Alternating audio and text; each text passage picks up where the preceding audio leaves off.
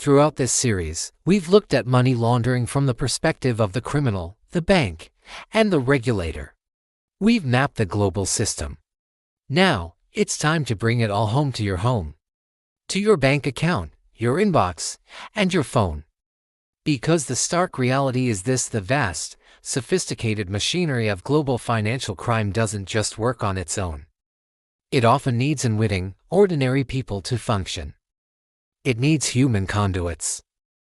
It needs your trust, your naivety, or sometimes just your desperation. You are not just a potential victim of fraud. You could potentially be turned into an accidental instrument of crime without ever realizing it until the police knock on your door. This final chapter isn't about institutional policy, it's about personal policy. It's your operational security manual for the modern financial world. I'm going to give you 7 concrete, actionable shields you can build around your financial life. This is about moving from being a passive potential target to being an active, informed, and vigilant defender of your own economic well-being.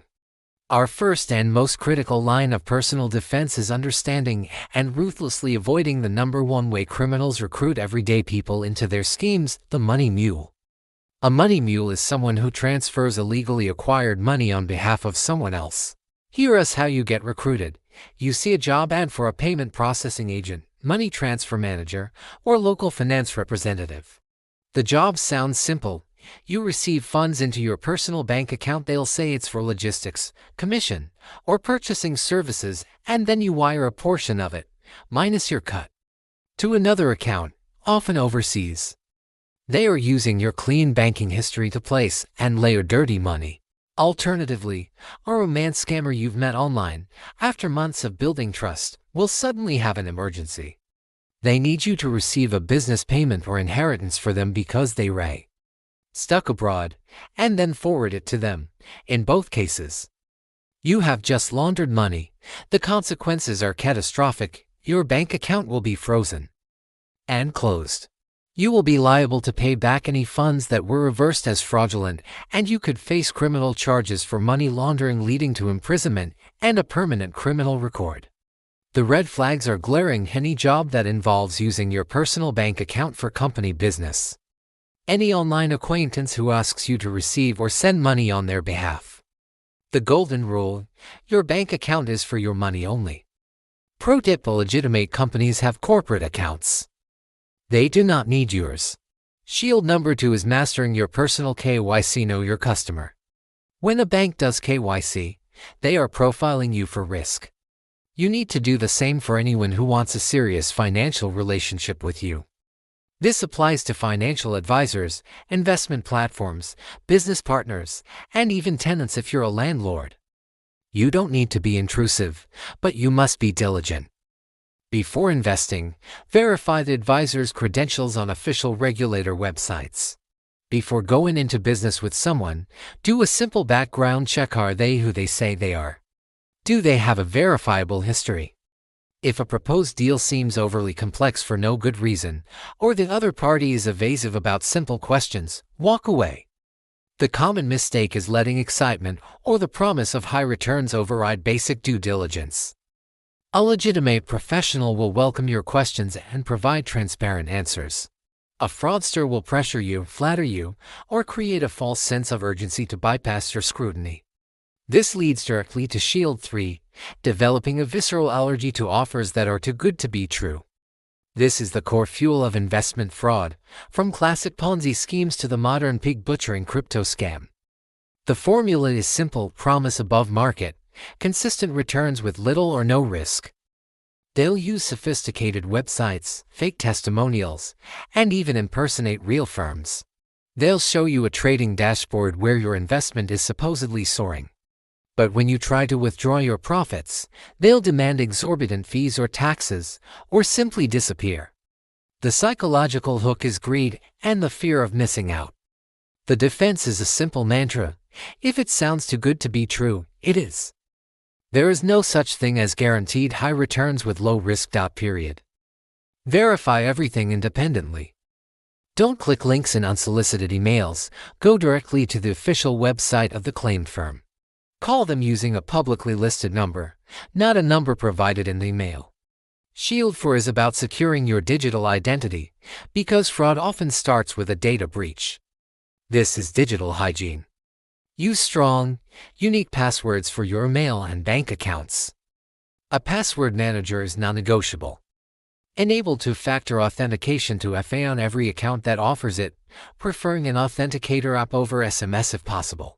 Be hyper-aware of phishing and smishing. SMS phishing. An email or text that creates a sense of panic, your account is locked. Suspicious login detected. Is designed to make you click a malicious link and enter your credentials. Always go directly to the website or app yourself. Regularly review your bank and credit card statements for unauthorized transactions. Consider a credit freeze with the major bureaus, which prevents anyone from opening new credit in your name without your explicit permission. This makes you a much harder target for identity theft, which is often the first step in account takeover and fraud. Shield 5 is about managing your social footprint. Criminals use social media to profile victims for targeted scams. That vacation post in real time tells burglars you're not home. Listing your job title and employer on LinkedIn can make you a target for business email compromise scams. Sharing too much personal info like your pet's name or mother's maiden name provides answers to security questions. Be mindful of what you share publicly. Adjust your privacy settings.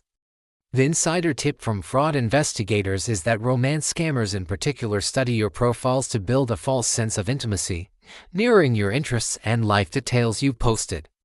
Shield 6 is knowing how to handle unsolicited contact. Whether it's a cold call about an investment, a pop-up alert on your computer claiming to be from Microsoft Security, or a direct message from a celebrity on social media, the principle is the same: initiation is a red flag. Legitimate businesses do not typically secure clients through random cold calls. Your operating system does not alert you to viruses via browser pop-up. Celebrities do not slide into your DMs to offer investment tips. The correct response to any unsolicited contact regarding finance or tech support is to terminate the communication immediately. If you're worried about a legitimate issue with your computer or bank, hang up and call them back using the official number from your card or their website. Finally, Shield 7 is having a response plan. Despite all precautions, you could still be targeted. What do you do if you suspect you've fallen for a scam or that your identity has been stolen? Time is critical. First, contact your bank or credit card issuer immediately to report the fraud and freeze your accounts. Second, report the crime to your national law enforcement agency and your country's financial fraud reporting center like the FTC in the US or Action Fraud in the UK. This creates a vital paper trail. Third, if login credentials were compromised, change all your passwords. The common mistake is feeling shame and hiding the crime, which only gives the criminals more time and allows them to victimize others. Reporting it is not an admission of foolishness, it's a civic duty and the first step to potentially recovering funds and stopping the criminals.